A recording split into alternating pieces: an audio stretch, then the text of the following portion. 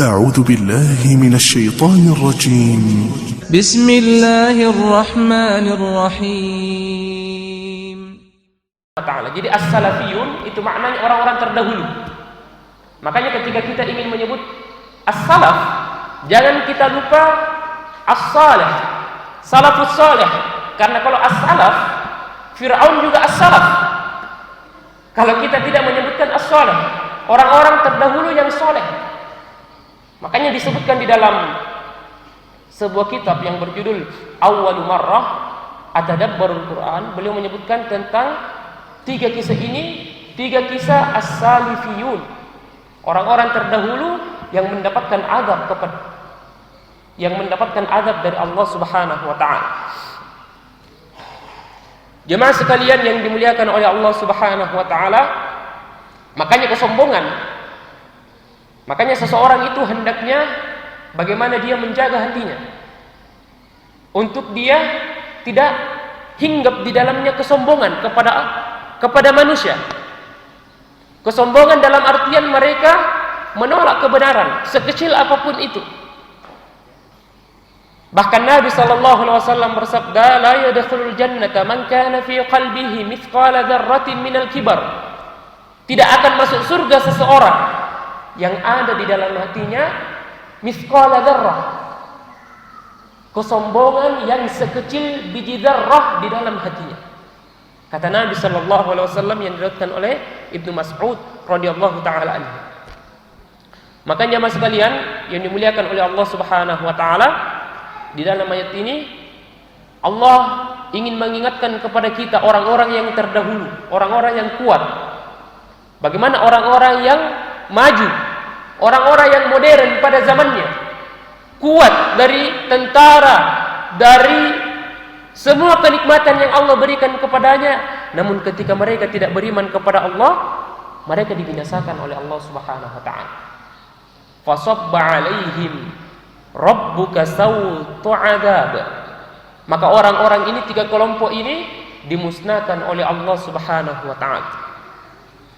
Maka ini menjadi tanbih, menjadi peringatan kepada kita, at-tadzkir kepada kita, bahwa apa yang kita miliki, kenikmatan yang kita miliki, ketika kita tidak barengi dengan keimanan kepada Allah, Allah memberikan kita pekerjaan yang bagus, Allah memberikan kita kenikmatan harta, Allah memberikan kita kendaraan, namun ketika hal itu tidak membuat kita dekat kepada Allah Subhanahu wa taala, membuat kita semakin jauh kepada Allah Subhanahu wa taala, maka itu adalah musibah yang sesungguhnya.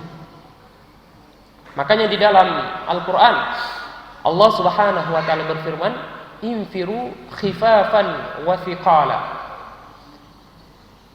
Allah berfirman di dalam konteks jihad, infiru khifafan wa thiqala, keluarlah kalian untuk berjihad khifafan, dalam keadaan ringan, dalam keadaan kalian mau, wa thiqala, dan keluarlah kalian berjihad dalam keadaan kalian tidak mau, kalian terpaksa, kalian berat. Jadi Allah memerintahkan kita untuk beribadah, untuk kita sedikit memaksa diri kita untuk beribadah kepada Allah Subhanahu wa taala, sebagai bukti bahwa kita benar-benar beriman kepada Allah Subhanahu wa taala. Karena iman itu belum sempurna ketika tidak ada amal soleh di dalamnya. Fa ammal ladzina amanu, dan orang-orang yang beriman kepada Allah, wa amilus solihat, kemudian yang kedua orang-orang yang senantiasa mengamalkan, melakukan amalan-amalan soleh, fayuwaffihim ujurahum wa yaziduhum min fadli. Maka walaupun kita beriman kepada Allah, namun kita meninggalkan misalnya salat, yang salat ini jemaah sekalian, salat wajib ini diperdebatkan oleh ulama antara Imam Asy-Syafi'i dan Imam Ahmad bin Hanbal. Apa perdebatan orang-orang, para ulama ini terhadap salat? Satu menyebutkan orang yang meninggalkan salat itu adalah orang kafir. Jadi kapan dia meninggalkan salat, maka dia telah jatuh kepada kekafiran. Sebagaimana hadis Nabi sallallahu alaihi wasallam, al-ahdu alladzi bainana wa bainahu as-shalah faman tarakaha faqad kafar. perjanjian antara kami dan orang-orang kafir itu adalah salat. Faman tarakaha faqad kafar. Siapa yang meninggalkan salat, maka dia telah kafir kepada Allah Subhanahu wa taala. Dalam mazhab Hambali, orang satu kali yang meninggalkan salat dengan sengaja, maka dia telah keluar dari Islam.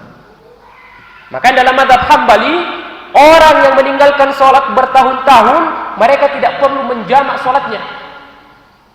Dia tidak perlu mengqada salatnya. Karena kenapa? Karena mereka tidak dalam keadaan Islam. Adapun dalam mazhab Syafi'i menyebutkan orang yang meninggalkan salat secara sengaja, maka dia telah kufur kepada Allah dan dia tidak keluar dari Islam. Makanya dalam mazhab Syafi'i, orang yang meninggalkan salat 5 tahun, dia harus mengqada 5 tahun salatnya. Ini masalah salat. Jadi kalau ada yang tinggalkan salat 5 tahun, 10 tahun kemudian hijrah, pilih mazhab mana? Kalau Anda bermadzhab Syafi'i, 10 tahun qada salatnya. Kemudian jamaah sekalian yang dimuliakan oleh Allah Subhanahu wa taala, orang-orang yang tidak beriman kepada Allah, mereka akan diazab oleh Allah Subhanahu wa taala. Sama dengan Fir'aun, sama dengan kaum Tsamud, kaum 'Ad, dan kaum-kaum yang ada di dalam Al-Qur'an.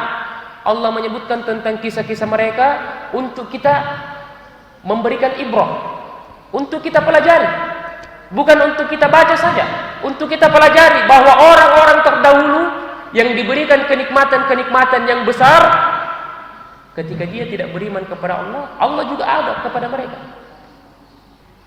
Kalau kita hari ini, Allah cuma memberikan kita pekerjaan yang bagus, kemudian kita sombong.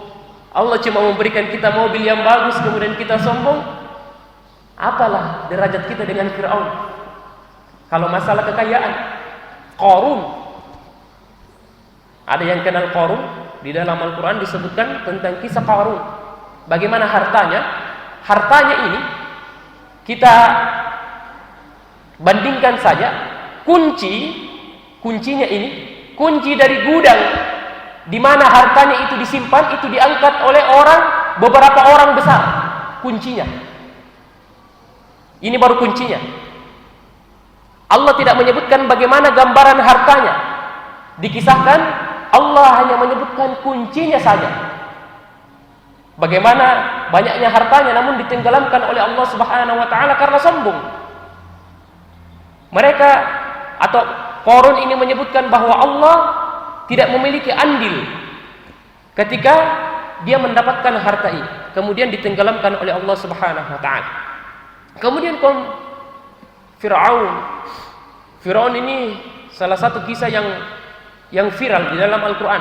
Sangat banyak kisah-kisah disebutkan tentang Fir'aun di dalam juz 30 dan seterusnya yang menyebutkan bahwa ibrah yang perlu kita ambil dari kisah Fir'aun ini, perlu kita ambil begitu banyak, bahwa dia adalah tokoh yang cukup banyak disebutkan di dalam Al-Quran, bukan dalam keutamaannya, bukan, tapi kehinaannya kepada Allah Subhanahu wa taala. Kehinaannya di hadapan Allah Subhanahu wa taala yang menjadikannya banyak disebutkan di dalam Al-Quran.